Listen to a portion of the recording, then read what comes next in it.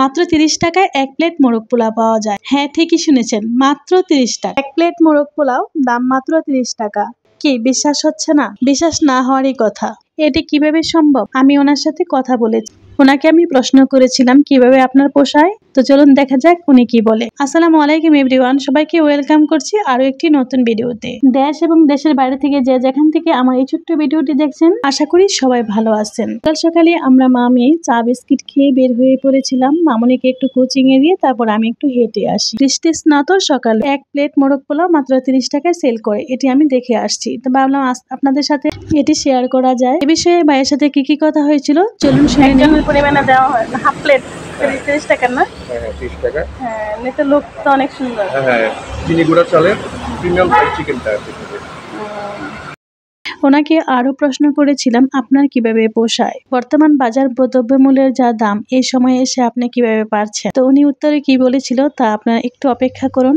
ওনারা যে দেখাচ্ছিল, উনি উপরে দোতলায় ওনার শপ আছে, ওইখানটায় সকাল 10:30টার পর সেল করা হয়। 30 টাকা করে কি পোষায়? হ্যাঁ পোষায়, সেল বেশি তো, সেল হলে তো আমার হয়ে যায়।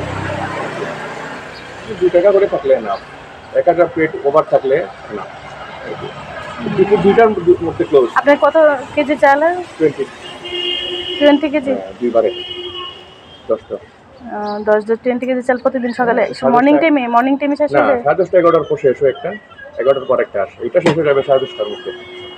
এই এক পাতিল 10:30টার মধ্যে শেষ হয়। 10:30 11টার মধ্যে, 11টা আমার একটা আসে। ওনার সঙ্গে আমার আরো এই বিষয়ে কথা হয়েছিল, তো সবগুলো ভয়েস আর রাখা হয়নি।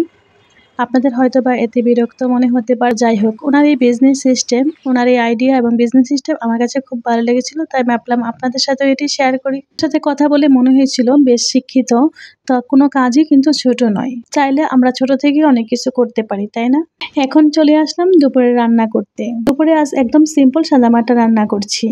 কাজ হলো মানুষের বেঁচে থাকার সবচেয়ে গুরুত্বপূর্ণ উপাদান, তবে কাজটা হওয়া উচিত বৈধ। অবৈধ কাজ যেমন নিজের নৈতিকতাকে ধ্বংসের দিকে নিয়ে যায়, তেমনি তা জনগণের অমঙ্গলের কারণ হয়। আমাদের দেশে একজন তরুণ পড়াশোনা শেষ করে বের হয়ে চাকরির সন্ধানে অন্য কোনো সুযোগ না পেয়ে অনেকে দেশের ভেতরে কোনো শ্রমিকের কাজ করে। তখন তার ভেতরে এক ধরনের হীনমন্যতা কাজ করে, অথচ তারাই যখন দেশের বাইরে লেবারের কাজ করে তখন ঠিকই মানে নেয়। এর একমাত্র কারণ মানসিকতা। আজ আমি যে ভিডিওটি আপনাদের সাথে শেয়ার করেছি, উনিও কিন্তু দেখতে সুদর্শন, শিক্ষিত একজন তরুণ যুবক। ওনার ফেস আমি দেখাইনি, উনি মাস্ক পরা অবস্থায়ও ছিল এবং ওনার নিষেধ ছিল যে আমার ফেস না দেখানো হলে সমস্যা নাই। ওনার অনুমতি নিয়েই ভিডিওটি করেছিলাম। তারপর এই তো কথা বলতে বলতে আমার দুপুরের রান্না অলরেডি ডান। তারপরে আবার সন্ধ্যাবেলায় আমি নাস্তা তৈরি করবো ভাবছিলাম। তো আমার মামনি ভার্সিটি থেকে আসার সময় বাসার নিচে মিঠাই শপ থেকে সন্ধ্যার জন্য নাস্তা নিয়ে এসেছিল।